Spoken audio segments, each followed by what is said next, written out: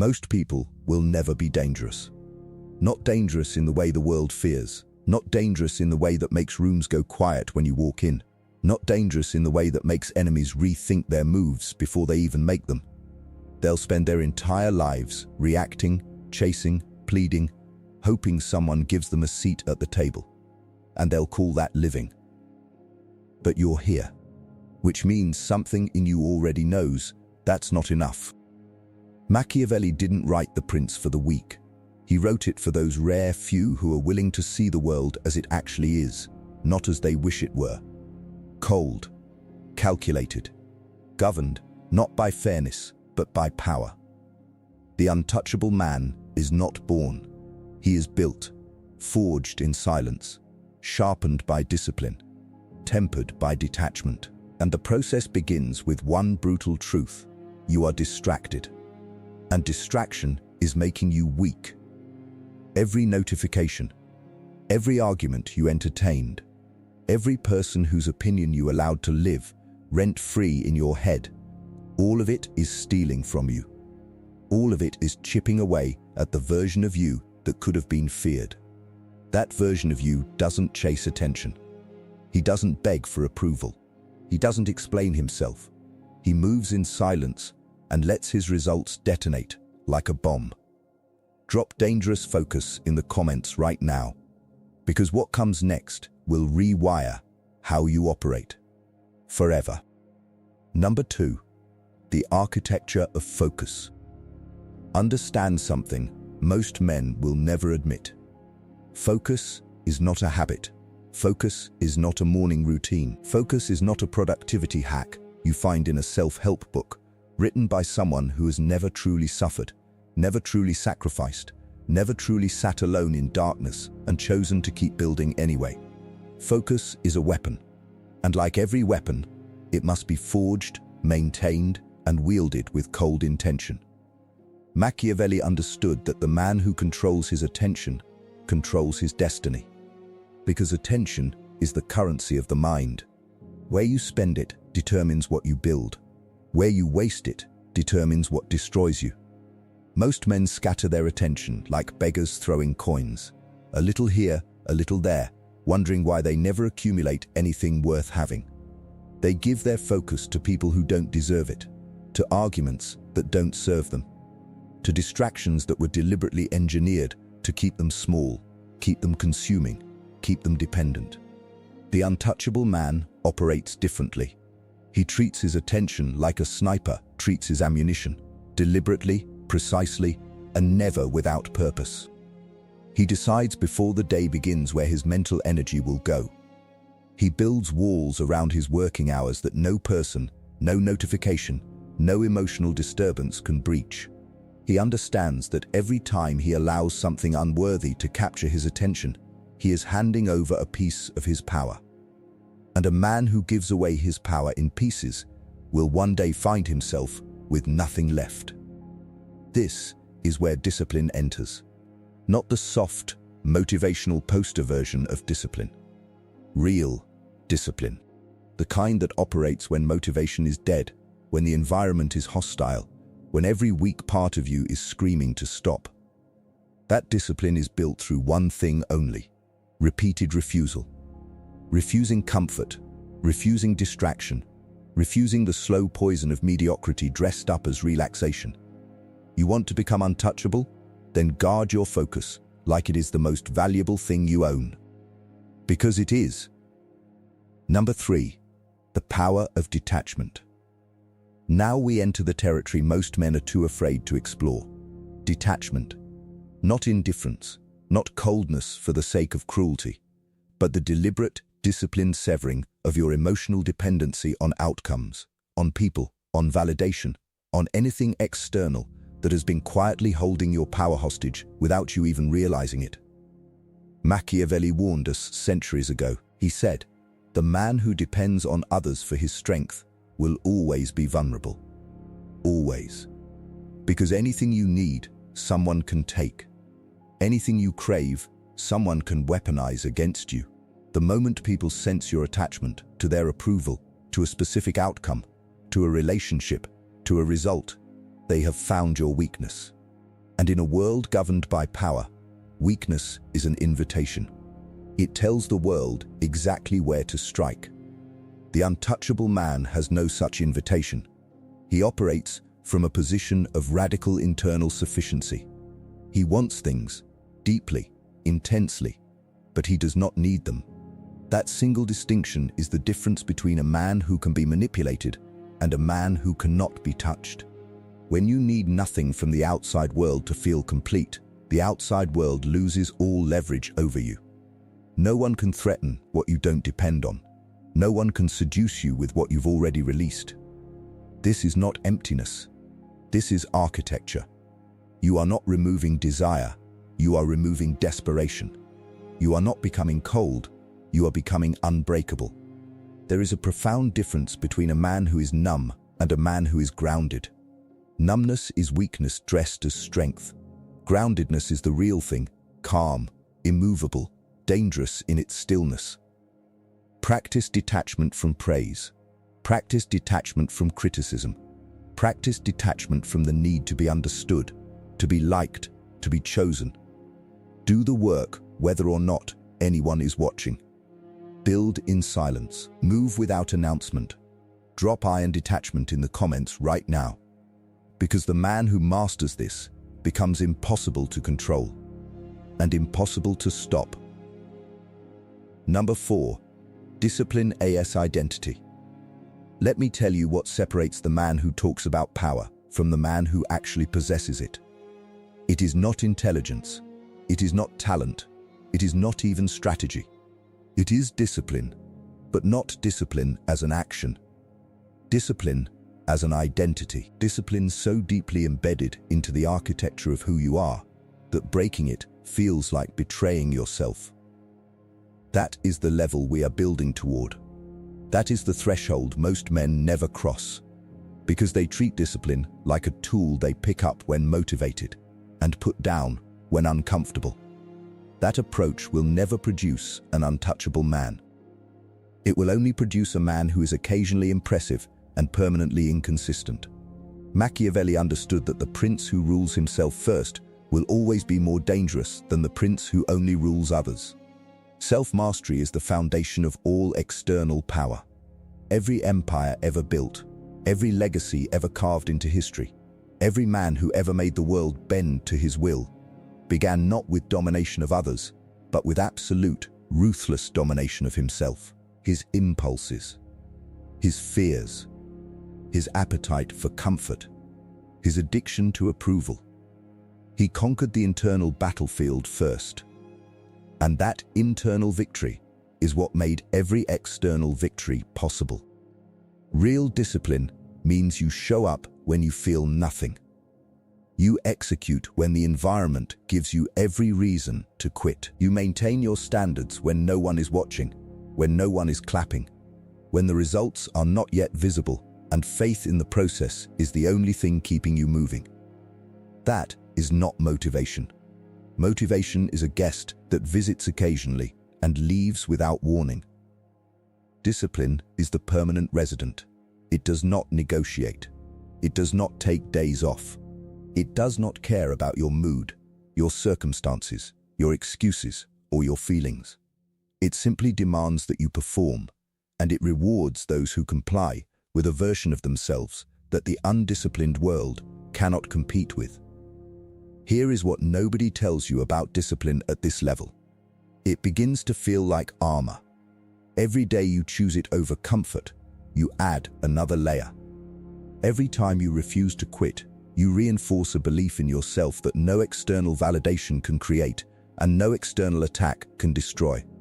You stop needing people to believe in you because you have built an unshakable belief in yourself through evidence, through action, through the daily accumulation of kept promises to yourself.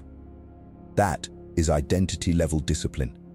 That is what makes a man genuinely dangerous. Not his aggression, not his words, but the quiet, immovable certainty that he will not stop, that he cannot be broken, that he has already decided, and decisions at that level are permanent. Become that man. Start today. Start now. Number 5. The silent strategy. There is a weapon so powerful, so devastatingly effective, that most men walk past it every single day without ever picking it up. It costs nothing. It requires no physical strength. It demands no special intelligence. Yet it has toppled empires, dismantled enemies, and elevated ordinary men into figures of legend. That weapon is silence. And in a world addicted to noise, the man who masters silence becomes something the world has no framework to understand, and therefore no ability to control.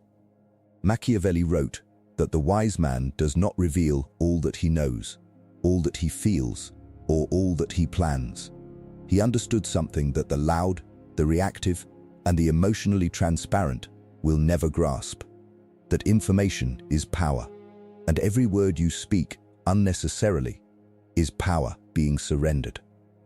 Every time you explain yourself without being asked, you are handing your enemy a map. Every time you react emotionally in public, you are showing the world exactly which buttons to press.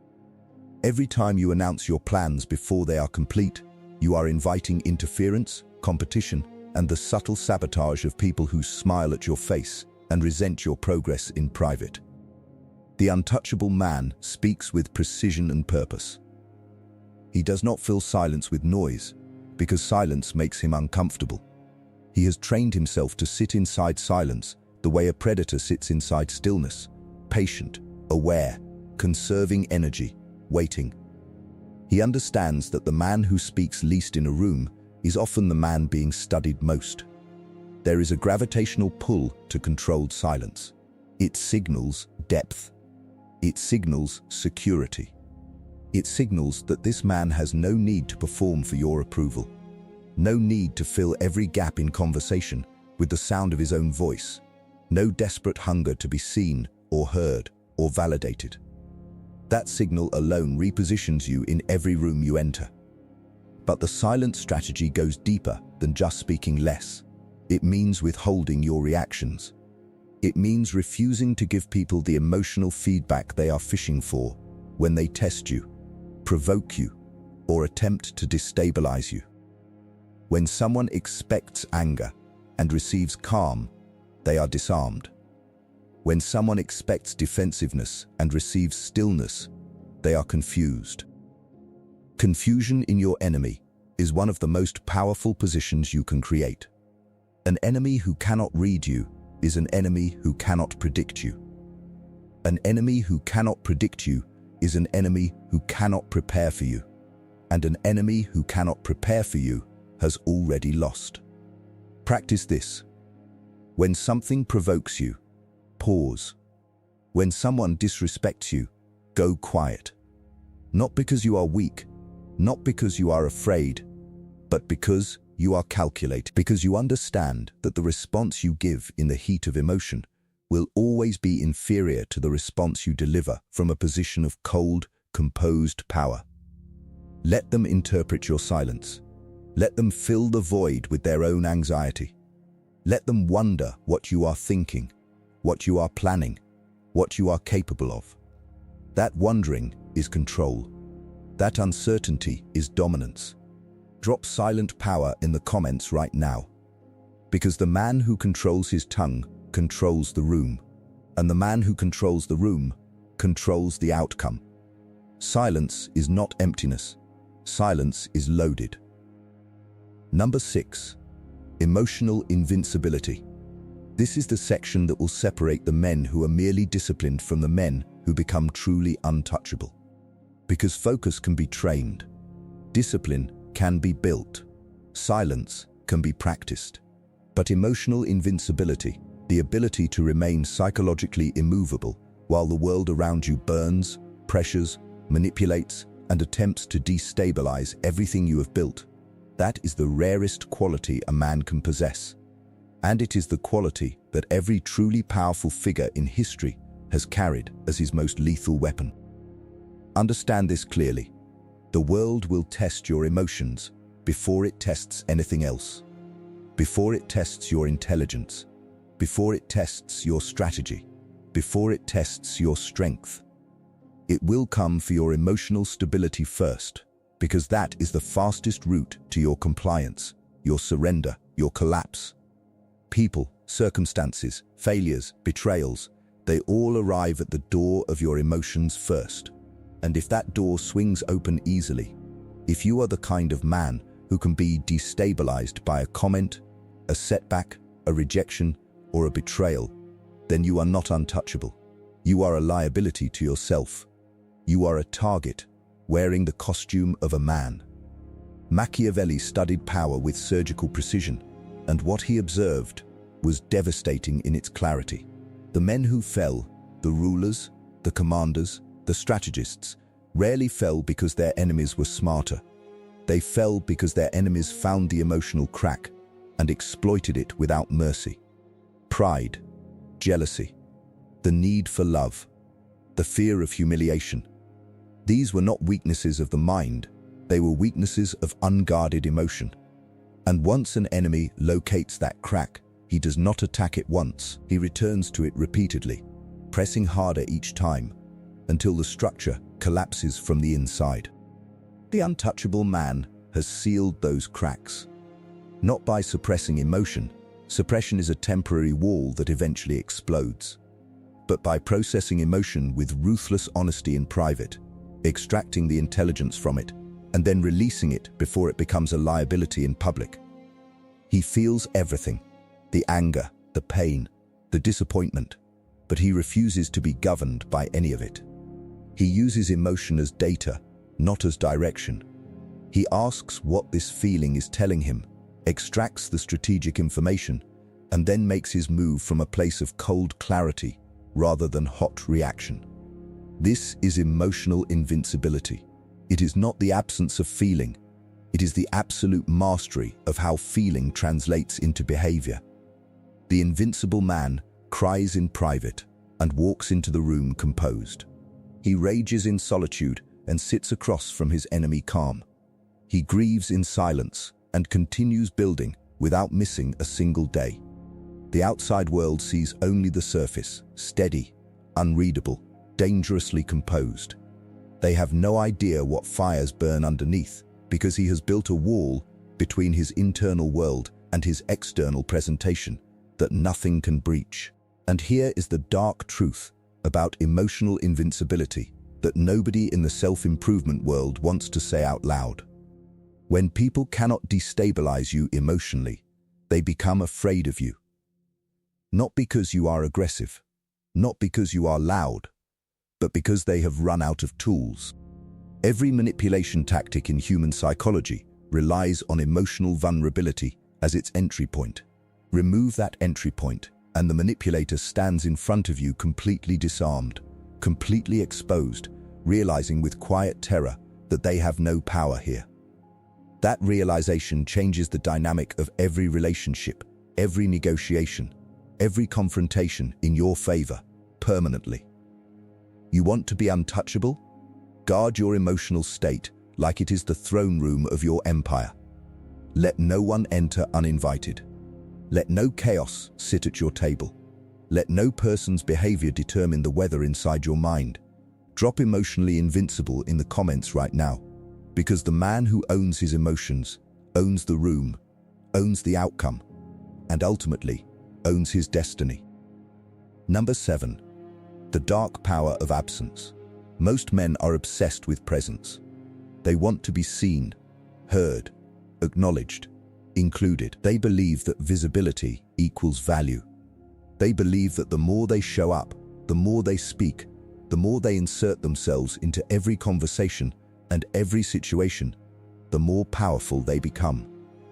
And this belief is one of the most expensive mistakes a man can make. Because in the architecture of real power, it is not your presence that creates your value. It is your absence. And the man who learns to weaponize his absence becomes something the world cannot stop thinking about, even when he is nowhere in the room. Machiavelli understood the psychology of scarcity better than almost any thinker in history. He observed that men desire most what they cannot easily access, that the ruler who is always available is never truly respected, that the advisor who speaks at every occasion is eventually tuned out, that the man who withholds himself strategically who appears, makes his mark, and then withdraws, commands a level of attention and speculation that constant presence could never manufacture. Absence, wielded deliberately, is one of the most psychologically sophisticated power moves available to a man who understands human nature at its deepest level. Think about what happens in the mind of someone when you suddenly go quiet. When you stop explaining yourself. When you stop checking in, stop seeking, stop making yourself conveniently available to everyone who demands a piece of your time and energy. Their mind fills the void with questions. Where is he? What is he building? What does he know that I don't? What is he becoming while I'm standing here waiting for his attention? That psychological vacuum you create by withdrawing is not emptiness, it is influence. It is the invisible hand that keeps people oriented toward you, even in your absence. It is the gravitational pull of the man who has mastered the art of being wanted without begging to be needed. But understand this: strategic absence only works when it is backed by substance. A man who disappears and produces nothing during his silence is not mysterious, he is irrelevant. The power of absence is amplified by what you return with. The silence must be filled privately with building, with sharpening, with becoming. When you reappear, and you do so on your terms, at your chosen moment, you must return with something that justifies the wait. A result, a transformation, a level of capability that makes the world realize you were not absent because you were lost. You were absent because you were becoming dangerous. This is the dark power of absence, applied to relationships, to business, to every social dynamic you navigate. Stop being the man who is always available. Stop responding instantly to everyone who reaches for your attention. Stop showing up to every situation that calls your name. Begin selecting deliberately where you go, who receives your time, which conversations are worthy of your voice. That selectivity will confuse people at first. They will push, they will test, they will attempt to guilt you back into availability. Hold the line, because what they are experiencing in that discomfort is the recalibration of how they value you. And that recalibration always, without exception, moves in your favor when you refuse to collapse back into over-availability. The untouchable man is not everywhere. He is somewhere specific, doing something specific, becoming something specific. And the world knows it. Even when they cannot see him, even when they cannot reach him, even when days pass without a word from him, his presence is felt more powerfully in his absence than most men's presence is felt when they are standing directly in front of you. That is the dark power of absence. That is the psychological weapon of the man who has truly mastered scarcity. Become rare. Become selective. Become the man the world cannot stop thinking about, even when you give them nothing to think about. Because silence and absence, combined, are the loudest statement a powerful man can make. Number 8. Rebuilding in the dark. There is a chapter in every powerful man's life that he never posts about, never announces, never performs for an audience. A chapter with no applause, no validation, no external confirmation that what he is doing is working, or that who he is becoming is worth the cost. A chapter so dark, so isolating, so brutally honest in what it demands from him that most men who enter it never finish it. They retreat. They seek comfort. They choose the familiar warmth of mediocrity over the cold, demanding silence of transformation. And that retreat is the moment they permanently disqualify themselves from the life they claim to want. But you are not most men. And this section is for the version of you that is currently in that chapter, or will be soon. Machiavelli wrote that the prince who has never known adversity has never truly been tested, and the man who has never been tested cannot be trusted with real power, because power without trial is fragile. It shatters the moment real pressure arrives. The man who has only ever operated in favorable conditions is one storm away from collapse.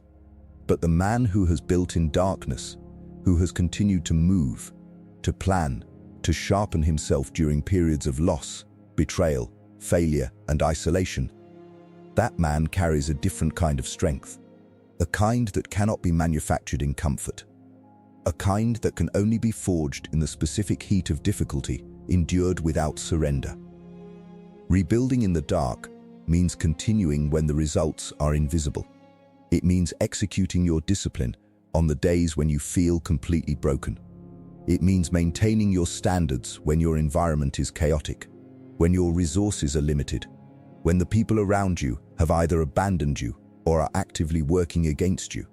It means choosing the long game at the exact moment when the long game feels most impossible, most unreasonable, most cruel in what it is asking you to sacrifice. That choice, made repeatedly, in private, with no audience, is what builds the foundation that no external force can shake. Understand what darkness does to a man who refuses to quit inside it. It strips away everything that is not essential. The fake relationships reveal themselves. The false ambitions fall away. The superficial desires lose their grip. What remains after darkness has done its work is pure. It is the irreducible core of who you actually are, what you actually want, and what you are genuinely capable of when stripped of every comfort and convenience you were using as a crutch, without realizing it. Darkness is not punishment. Darkness is clarification. It is the most honest environment a man will ever operate in, because it removes every illusion and forces him to confront the raw truth of his character. The men who emerge from genuine darkness are different in ways that are immediately visible to anyone paying attention. There is a stillness in them that was not there before, a groundedness, a quiet certainty that does not need to announce itself because it is already evident in how they carry themselves, how they speak, how they make decisions, how they respond to pressure.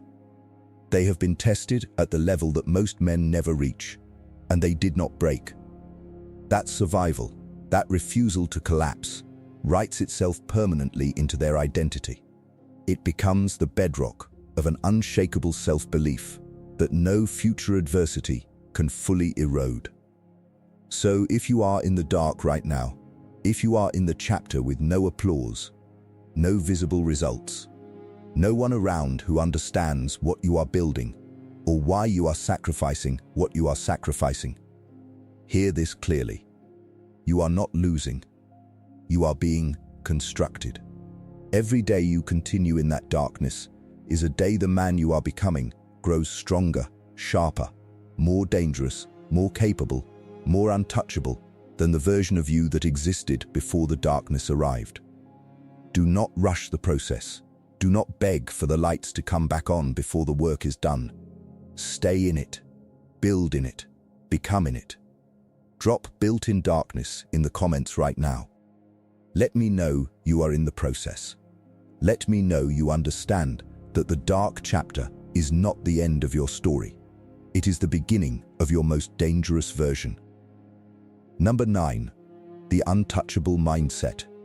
Everything we have covered until this point, the focus, the detachment, the discipline, the silence, the emotional invincibility, the power of absence, the willingness to rebuild in darkness, all of it converges here. All of it feeds into this single, final architecture of the mind that separates the man who is merely strong from the man who is genuinely untouchable. Because untouchability is not a collection of habits. It is not a checklist of behaviors you perform when you remember to. It is a mindset, a complete and total reorientation of how you see yourself, how you see the world, and how you position yourself within it. And once this mindset is fully installed, once it becomes the operating system through which you process every experience, every challenge, every relationship, every opportunity, nothing external can reach you in the way it once did. Machiavelli's most profound insight was not about strategy or politics or the mechanics of power. His deepest insight was about the interior world of the powerful man.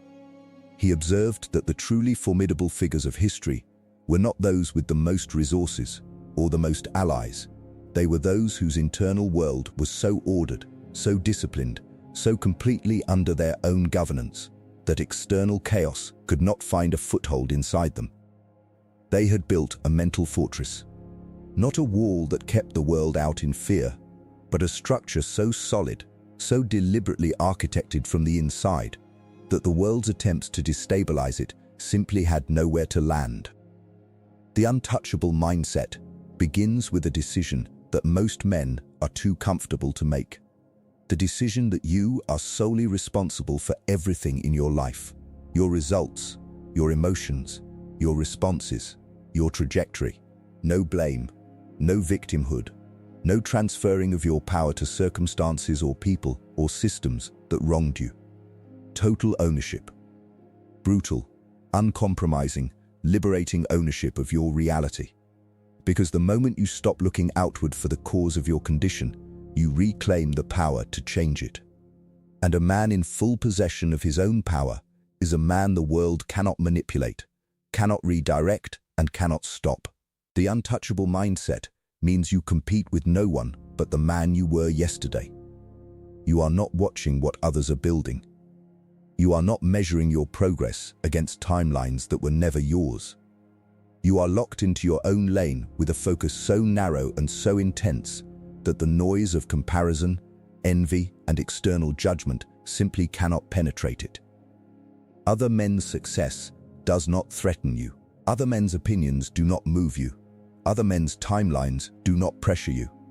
You operate on your own clock, in your own direction, by your own standard. And that standard is set higher than anything the outside world would dare demand of you. This mindset transforms how you absorb failure. The untouchable man does not experience failure as identity. He experiences it as intelligence. Every loss is a lesson extracted with surgical precision and immediately applied. Every setback is a recalibration, not a collapse. Every rejection is redirection towards something more aligned with the trajectory he is on. He wastes nothing, not his time, not his pain, not his mistakes. Everything is fuel. Everything is data. Everything is construction material for the version of himself that is still being built. This is the mindset that makes you genuinely dangerous to every obstacle, every enemy, and every limitation that stands between you and the life you are building. Not dangerous through aggression, but through absolute, unshakable, quietly terrifying commitment to your own becoming. Install this mindset. Live inside it. Defend it daily like your power depends on it, because it does. Number 10, the final command. We have reached the end, but understand, this is not a conclusion. This is a commencement. Everything covered in this monologue was not information designed to be consumed and forgotten like every other piece of content competing for your attention in a world built to keep you distracted, dependent, and deliberately small. This was a blueprint. A cold, precise, uncompromising blueprint for the construction of a man the world cannot touch, cannot predict, cannot manipulate, and cannot stop. And blueprints are worthless without execution. So the only question that remains, the only question that has ever mattered, is what you do the moment this ends. Machiavelli's final lesson was perhaps his most ruthless.